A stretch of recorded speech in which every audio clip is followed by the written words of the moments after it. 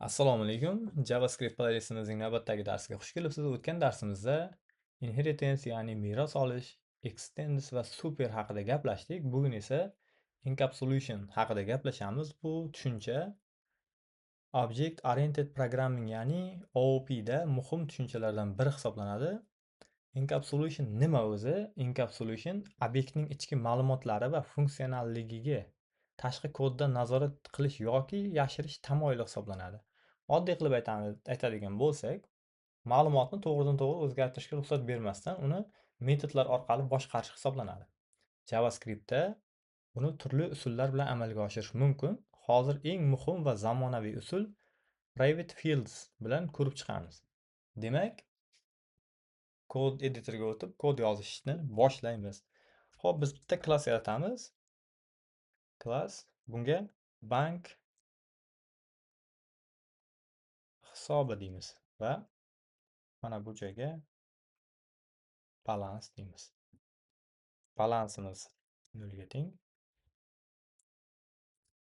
va endi pul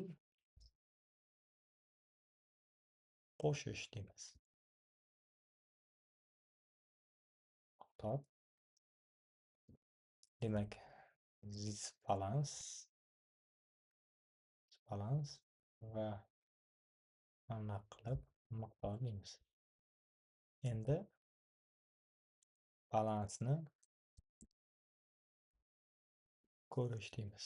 Xo'p, balansni ko'rish va return qilamiz, ya'ni balans.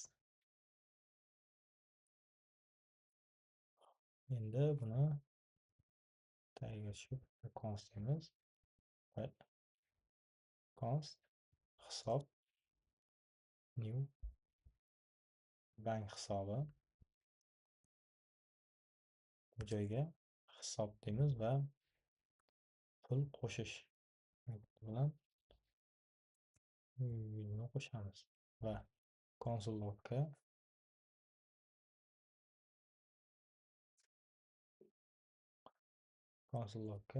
hisob deymiz va balansni ko'rish deymiz. Xo'p, bizda demak bitta qarab chiqamiz. Nimadir balansni ko'rish qildik. Mana bu yerda this balans bo'ldi. Balans 0 ga teng edi. Tushunarli. Ya'ni tepada hammasi joyida. Mana bu pul qo'shish qismida miqdor this teng balans miqdor. Demak, pastga tushamiz. Balansni ko'rish return this va mana bu qism hisoblanadi. Xo'sh, endi pastda hisob new bilan bank hisobi va hisob pul qo'shish. Mana bu yerda 100 ni qo'shyapmiz va console logga hisob balansni ko'rish. Demak, bizda qolib ketgan qism mana bu hisoblanadi. Ya'ni sizda xatolik bo'lsa, qatorma-qator hamma bir yozgan kodingizni ko'rib chiqishiga to'g'ri keladi. Xo'p, endi bu yerda balans, ya'ni balans private field hisoblanadi. Private, ya'ni tashqaridan to'g'ridan to'g'ri foydalanish mumkin emas degani hisoblanadi. Shuning uchun biz balansni tashqarida o'zgartirmayapmiz. Buning uchun pul qo'shish metodi orqali balansni boshqaramiz. Ya'ni balansni ko'rish esa balansning qiymatini olish imkonini beradi. Mana shu encapsulation asosiy g'oyasi hisoblanadi. Ishlash tartibi buning g'oyasi hisoblanadi. Xo'p, endi tashqaridan private fieldsga murojaat qilish. Tashqaridan class deymiz. Bank hisobi va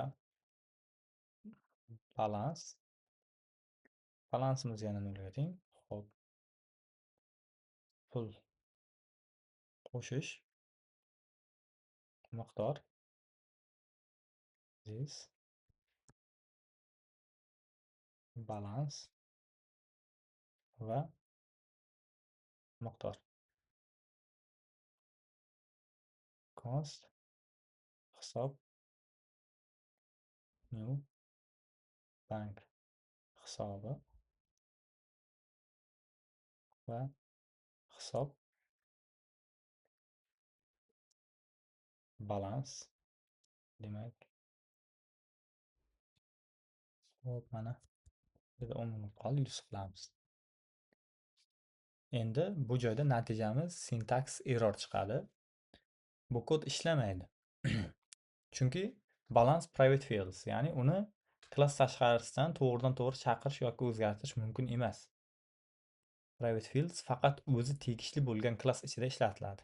Bu esa encapsulationning asosiy afzalliklaridan biri hisoblanadi. Nima uchun encapsulation kerak o'zi? Nima uchun kerak desak, hop, yana kodga o'tamiz va klass yozamiz. Bank hisobi, balans va 0. Endi const hisob new deymiz. Bank hisobi, hisob, balans va deymizda minus qo'yib qo'yamiz oldiga. Mana shunaqa qilamiz. Xo'p, voy natija chiqmaydi. Hozir natijani chaqirganimiz yo'q. Demak, buni tushunadigan bo'lsak, bu kodni tashqaridagi kod balansga ishlatilgan qiymatni berishi mumkin. Masalan, manfiy qiymat ham berishimiz mumkin. Bu esa dastur logikasida muammo keltirib chiqarishi mumkin. Encapsulation orqali esa ma'lumotni o'zgartirish jarayonini nazorat qilamiz. Demak, o'sha uchun kerak bo'ladi.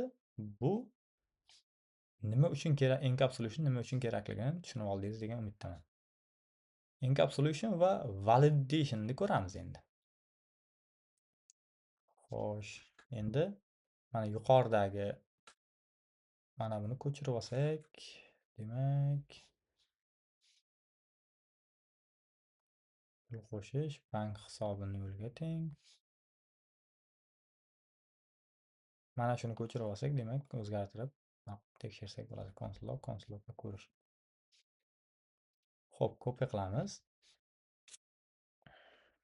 Bu yerga qo'yamiz. Endi ozroq tahrirlaymiz. Yozganimizdan kamroq vaqt ketadi. Ya'ni bank hisobi kam, xo'p, ya'ni 0. Konsolga mana buni olib tashlaymiz. Ya'ni mana buni ochib olamiz. Kerak emas. Ya'ni bank hisobi, ya'ni pul qo'shish miqdor. Ya'ni bu joyga endi biz if ni ishlatamiz. If miqdor 0 deymiz va mana buni if ni ichiga solib qo'yamiz. Endi pastroqqa tushamiz. Balansni ko'rish return balansga to'g'ri, bu to'g'ri turibdi. Hisob new balans. Pul qo'shish ya'ni minus bilan beramiz. Endi console logda hisobni ko'rish deydigan bo'lsak, natijamiz 0 chiqib turibdi. Bu yerda biz miqdorning musbat ekanligini tekshiryapmiz. Agar qiymat 0 dan katta bo'lmasa, balans o'zgarmaydi. Demak, tashqi kod balansni istalgancha o'zgartira olmaydi. U faqat biz bergan metod orqali ma'lumot bilan ishlaydi.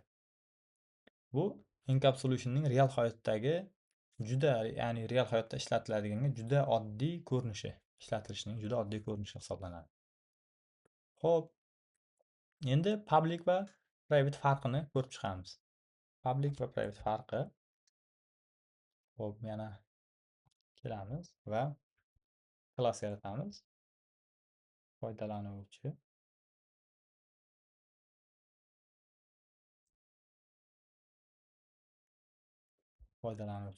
ism deymiz va ismga Ali deymiz.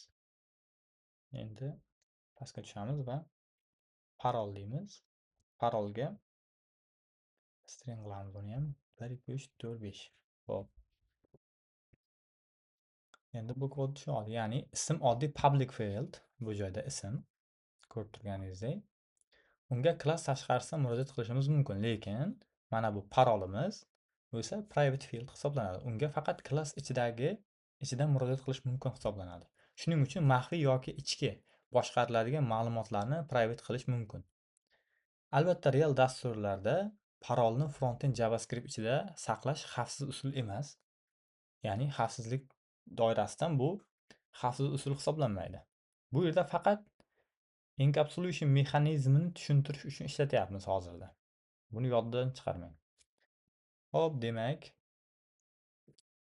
intervyuda tushishi mumkin bo'lgan savollarni taxminiy ko'rsak bo'ladi. Misol uchun, bitta klass yaratamiz. Foydalanuvchi va bu joyga parol deymiz. Xuddi boyagi narsa 1 2 3 4 5 va parolni ko'rish deymiz.